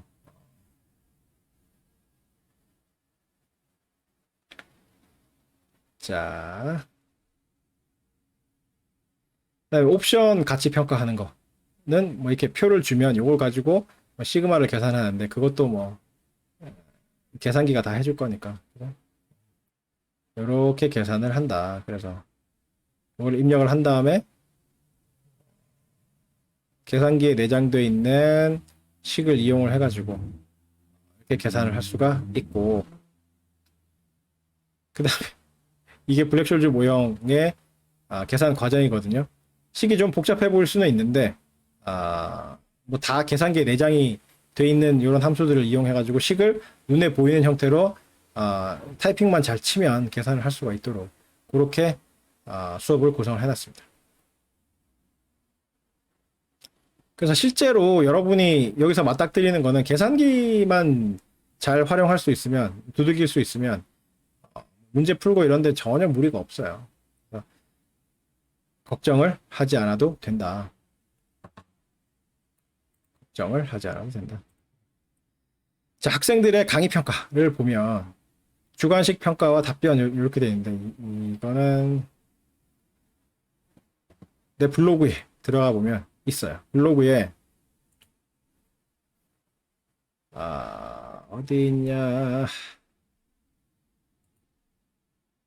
상호작용 블로그에 보면 강의 평가 결과라는 거 있죠. 여기 밑 그 내 사진 나와 있는 거에 이렇게 프로필 가르치는 이야기, 그다음에 강의 평가 결과 이거 있잖아요. 요거를 눌러보면 각 과목별, 각 학기별 강의 평가 결과가 쭉 나와 있어요. 그래서 파생 금융상품의 이해 지난 학기 했던 강의 평가 결과가 나와 있는데 뭐 점수가 몇 점이다 이런 것까지는 밝혀놓지 않았고, 그죠? 주관식 학생들이 이제 남긴 주관식 평가를 공개를 하고 거기에 대해서 내가 답변을 달아놓은 그런 형태로 돼 있어요. 그래서 이걸 보면 학생들의 평가를 알 수가 있을 겁니다. 작년에 했던 증권시장과 투자 분석의 강의 평가 결과는 여기 나와 있네. 그래서 뭐 좋은 이야기 쭉 나와 있어요. 작년에는 내 얼굴 나오도록 2020년 1학기에는 내 얼굴이 안 나왔거든. 이 강의를 하면서 내 얼굴이 안 나오도록 그냥 했어. 굳이 뭐 내 얼굴이 필요하나. 그런데 학생회에서 굳이 교수의 얼굴을 나오도록 하라고 그래가지고 교수 얼굴 나오도록 하긴 했는데 내가 불평이 많았어. 그랬더니 뭐 그거에 대해서 안 좋은 평을 좀 달아놓은 학생이 있더라고. 한 학기 내내 불평한다고. 그죠?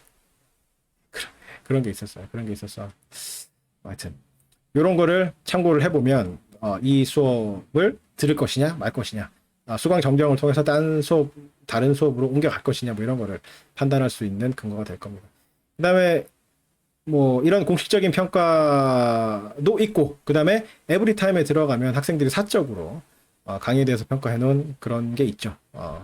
그래서 거기도 조회를 해보세요. 그럼 증권시장과 투자 분석을 강의 평가를 살펴보면 굉장히 뭐 최고야. 최고의 평가를 받고 있어요. 그래서 평점이 5점 만점에 4.78이던가? 엄청 좋은 평가를 받고 있는 걸로 되어 있어요. 들어도 후회하지 않는다. 그렇게 되어 있습니다. 자, 그 다음에 계산기 사용법이라는 게 나오네. 자, 계산기 사용법이 나오는데, 이야, 이거 계산기 사용법 지금 시간이 애매한데 10분 안에 이걸 할 수 있을려나 모르겠네. 10분 안에 이 12가지 항목에 대해서 간단하게 일단 살펴봅시다.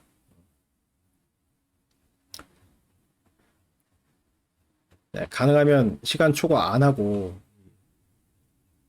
맞춰주려고 하는데 시간이 애매하네. 자, 계산기를 한번 띄워 볼게요. 자, 이게 우리가 수업에서 사용하는 계산기인데 이거는 에뮬레이터예요. 그러니까 계산기를 모방해서 컴퓨터 프로그램으로 만들어 놓은 거예요. 그래서 사용 방법이나 이런 거는 완전히 똑같은데, 잠깐만요. 사용 방법이나 이런 거는 우리가 물리적으로 볼 수 있는 계산기하고 똑같은데 속도가 더 빨라. 그래서 뭐 그렇겠죠. 컴퓨터의 CPU를 사용을 하는 거니까 훨씬 빠르게 연산을 한다는 그런 특징이 있고, 그 다음에 전원이 항상 들어와 있어. 그러니까 실제로는 여러분이 계산기를 보게 되면 전원이 꺼져 있겠죠. 꺼져 있을 때 켜는 방법은 요 ON 키를 누르면 돼. ON 키. 그죠? 요 ON 키를 누르면 전원이 들어와서 이렇게 커서가 깜빡깜빡하는 형태로 나타나게 되고, 그다음에 모드라는 게 있어요. 모드. 요 키.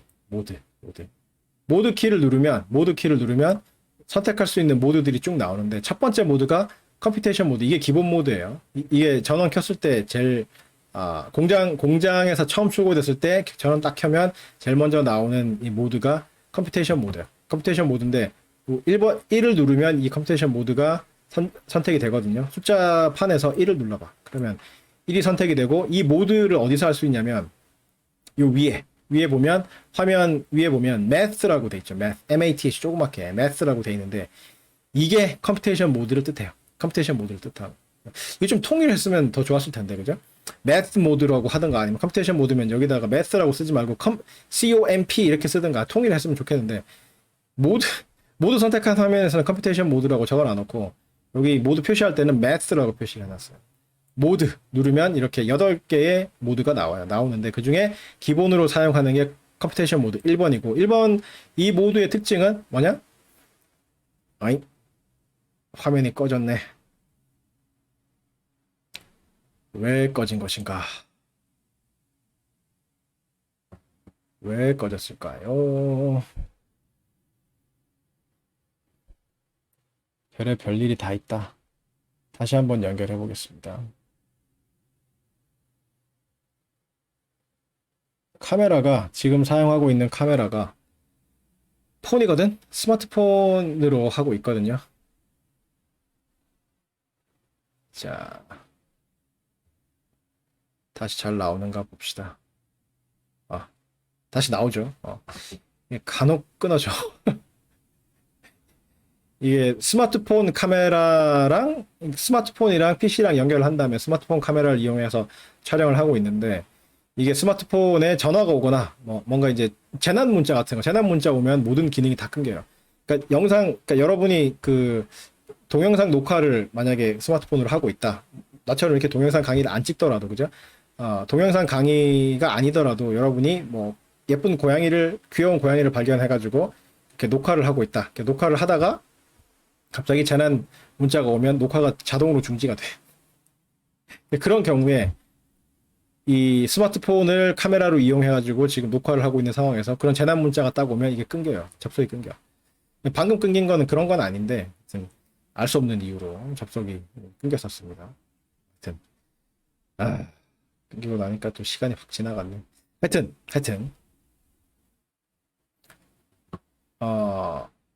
모드라는 게 있어. 근데 이 컴퓨테이션 모드, 매스 모드의 특징은 눈에 보이는 대로 그냥 입력을 하면 돼. 분수 입력을 하려면 분수처럼 생긴 요걸 누른 다음에 숫자 패드 누르고, 그 다음에 이게 방향키거든. 가운데 이렇게 둥그렇게 돼 있는 이게 방향키거든. 커서 내려서 2 이렇게 누르면 이게 2분의 1이야. 이렇게 한 다음에 이퀄 키를 누르면 답도 2분의 1이 나오죠. 2분의 1이 나오고, 여기 보면 SD라고 돼 있는 게 있어. 이게 분수를 소수로 바꾸는 키예요. S하고 D로 돼 있는 거. 한 번 누르면 소수로 바뀌고, 한 번 더 누르면 분수로 바뀌고, 이런 거예요.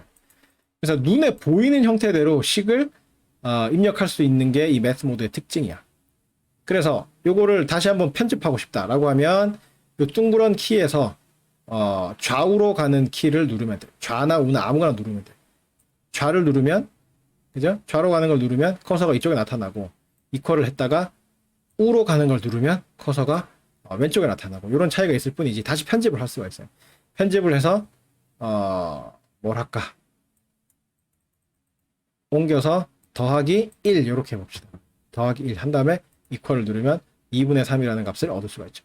그 다음에 이거를 소수로 바꾸면 1.5가 된다. 이런 걸 알 수가 있죠. 그 다음에 이렇게 지금 뭐 편집을 해보고 뭐 했잖아요. 하고 나서 보면 math라는 글자 옆에 삼각형, 위로 가는 삼각형이 표시가 돼 있죠. 이거는 히스토리야, 히스토리. 그러니까 앞에 계산했던 그 계산 결과들을 볼 수가 있는데, 우리 위치에서 그 앞에 계산했던 결과들을 보려면 위로 가는 화살표를 눌러라 라는 이야기. 위로 가는 화살표 한번 눌러볼게요. 이거 누르면 앞에 했던 2분의 1 입력해서 2분의 1이 나오는, 이런 게 나오고, 그 다음에 그러고 나서 보면 매스 다음에 위로 가는 화살표와 아래로 가는 화살표가 두 개 다 나오죠. 그죠? 그 말은 아래로 가는 그 화살표를 눌러도 뭔가 결과가 있고 위로 가는 화살표를 눌러도 결과가 있는 그런 상황인 거예요. 누르면 똑같은 게 또 입력이 돼 있죠. 그죠? 그래서 이렇게 눌러서 입력했던 수식으로 찾아간 다음에 필요한 데서 편집을 할 수가 있어. 필요한 데서 좌우로 가는 키를 눌러서 편집을 한 다음에 곱하기 2를 해봅시다. 그럼 equal 하면 1이 되겠죠. 그러고 나면 매스에 보면 매스 다음에 보면 위로 가는 키가 있죠. 위로 가는 키를 눌러보면 이렇게 앞에 계산했던 결과들이 쭉 나와요. 근데 이게 무한정 나오는 게 아니라 한계가 있어요.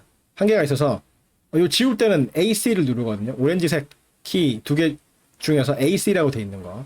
이게 all clear야. 화면에 있는 거를 그냥 다 지우는 거야. all clear. 지우는 거고 delete는 커서를 옮겨가면서 컴퓨터의 딜리트 키하고 똑같은 거예요. 커서를 옮겨가면서 지우는 건데 이거는 이 상태에서는 아무리 눌러도 소용이 없고 요거는 그 커서가 있을 때만 지우는 기능을 할 수가 있는 거고 all clear는 이 화면 전체를 깨끗하게 지우는 거예요. all clear 한 다음에 뭐 눈에 보이는 대로 2 곱하기 3 이렇게 봅시다. 6이라는 값이 나왔죠. 그 다음에 여러분이 아는 또 뭐 입력할 수 있는 게 뭐가 있지? all clear 한 다음에 2의 제곱 하면 여기 2 한 다음에 x의 제곱이라는 키가 이 가운데 있죠. 누르면 2의 제곱이 돼. equal 4. 혹은 2의 3승은 어떻게 입력합니까? 2의 지금 all clear 안 눌렀는데 그냥 아무 키나 입력을 하면 all clear 하고 뭔가 입력된 것 같은 그런 효과가 나타나요. 2의 3승 하면 2의 x의 제곱 바로 다음에 x의 네모승이라는 게 있죠. 이걸 눌러봐. 그러면 2의 네모승이 돼. 이렇게 한 다음에 여기다가 네모 안에다가 3을 입력을 해요. 그런 다음에 equal을 누르면 이렇게 값이 나오죠. 이렇게 해서 위로 가는 키를 누르면 앞에서 이제 입력했던 것들이 쭉 나오는데 이게 한계가 있다고. 무한정 올라가는 게 아니라 계속 좀 더 입력을 해볼게요. 이거를 수정을 해가지고 곱하기 6 또 해보고 또 수정을 해가지고 뭐 나누기 9 또 해보고 그죠? 또 수정을 해가지고 뭐 곱하기 0.5도 해보고 뭐 요렇게 쭉 한 다음에 위로 쭉 올려보면 아직도 여유가 있구나. 또 해봅시다. 빼기 3 이렇게 해보자. 그럼 마이너스 값이 나오네. 한 다음에 곱하기 2 뭐 또 이런 값이 나오죠. 이런 거를 쭉 입력을 한 다음에 쭉 가보면 앞에 이제 드디어 2분의 1이라는 게 없어졌죠. 처음에 우리가 입력했던 게 2분의 1이라는 걸 입력을 했었는데 그게 없어졌어요. 그러니까 계속 입력을 하다 보면 처음에 먼저 입력했던 순서대로 하나씩 사라져. 그러니까 이게 히스토리인데 요 히스토리는 편리하죠. 이렇게 해서 옛날에 입력했던 수식으로 가가지고 편집할 수 있기 때문에 편집해서 고칠 수 있기 때문에 뭔가 잘못 입력한 것 같다라고 하면 아까 계산했던 식으로 돌아가가지고 잘못됐던 부분을 수정하면 되잖아. 여기서 딜리트 키를 누르면 커서가 앞으로 가면서 하나씩 지워주는 이런 역할을 한다고. 이게 딜리트 키의 기능이야. 굉장히 편한데 이거는 모드를 바꾸면 전부 사라져요. 모드를 바꾸면 전부 사라진다. 모드 바꿔볼게요.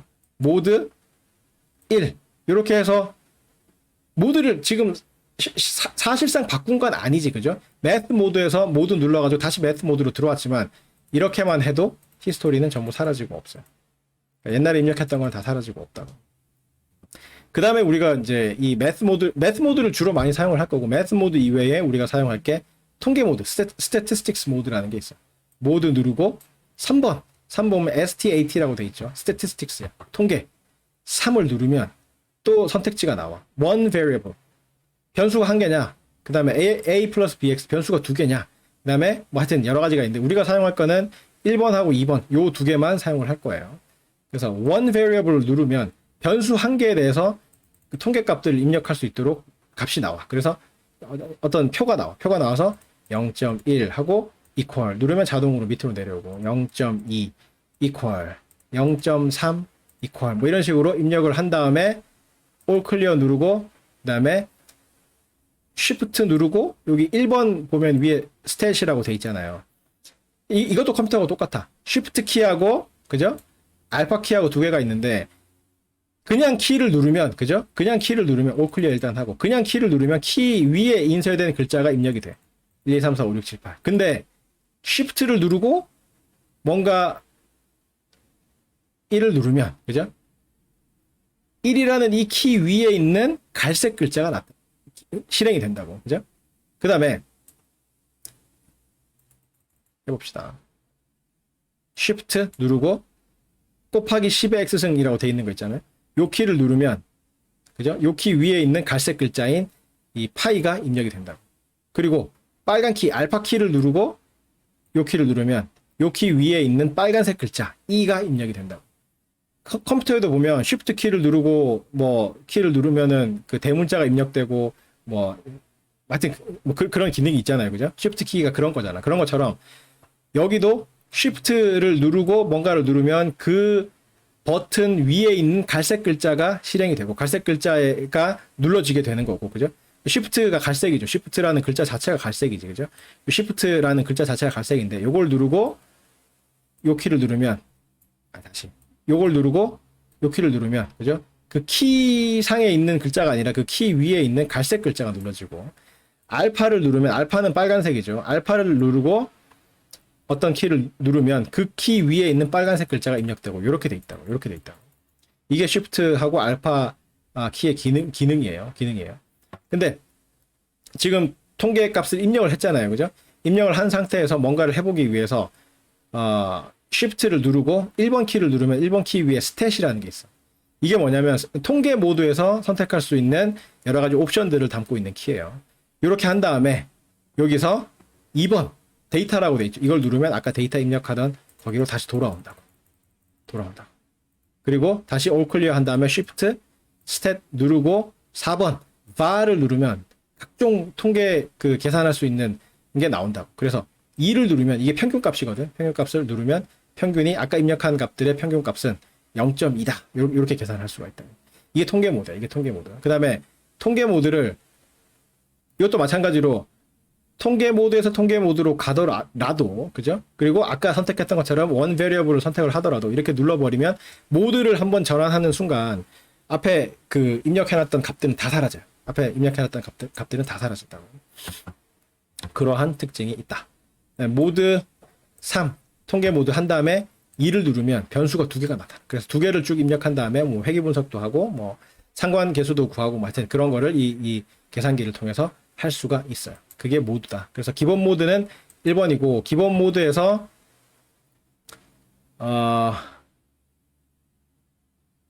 equal 아까도 했지만 equal이라는 이거는 실행하는 키예요. 실행하는 키인데 자, 1 더하기 2 한 다음에 equal을 누르면 값이 실행이 돼서 값이 계산이 돼서 나오게 돼. 여기 있는 요 equal은 계산 결과를 보여주라는 그 equal이고, 그죠?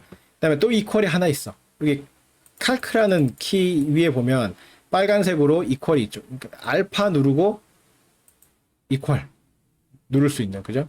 다시 위로 가서, 그죠? 여기 이 상태에서 뭔가 곱하기 이렇게 연산을 하면 ANS 곱하기 이렇게 나오는데 이 ANS는 뭐냐면 바로 앞 연산의 답이란 뜻이야. 답. answer. 그래서 다시 이 값이야. 이 값. 3. 그죠? answer라는 뜻이야. 이 상태에서 편집을 하지 않고, 그죠? 그러니까 방향키 좌우 방향키를 눌러서 편집을 하지 않고 그냥 뭔가 연산키를 누르면 여기서 계산된 요 3이라는 요 값을 answer, 답이라고 봐서 여기다가 뭔가 연산을 하게 된다고. 그래서 나누기 3 해봅시다. 여기 나누기 3 하면 1이 돼야 되겠죠? 나누기 3 이렇게 해서 equal 누르면 1이 나오죠. 그래서 요런 기능인데 그죠? 1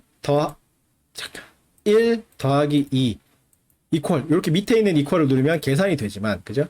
리플레이 해가지고 여기 알파 키를 누르고 calc를 누르면 calc 위에 있는 요 빨간색 등호는 입력이 된다고. 계산이 되는 게 아니라 이 equal이라는 기호가 입력이 된다고요. 이건 언제 쓰느냐? 나중에 하겠지만 이 calc나 solve 기능을 이용을 할 때 수식을 입력을 한 다음에 요 calc나 solve 기능을 이용을 하면 이 식을 풀어주는 뭐 이렇게 방정식을 풀어준다거나 뭐 이런 기능을 할 때 이 그 계산을 하라는 명령이 아니라, 그죠? 등식 자체를 입력해야 되는 경우가 생긴다. 그때 요 키를 입력을 하게 된다. 그래서 요 빨간색 키로 알파하고 calc 위에 있는 요거는 기호로서의 등호고 요 밑에 있는 이 equal은 계산하라는 명령이다 라고 판단하면 됩니다. 그 다음에 마이너스도 두 종류가 있어요. 빼기도 두 종류가 있는데 시간이 5분이나 더 지났네. 아이 안타깝네. 자, 계산기 사용법부터 다음 시간에 계속하도록 하겠습니다. 오늘 여기까지 하고 다음 시간에 계산기 사용법부터 이어서 이야기하도록 하겠습니다. 네, 수고하셨습니다.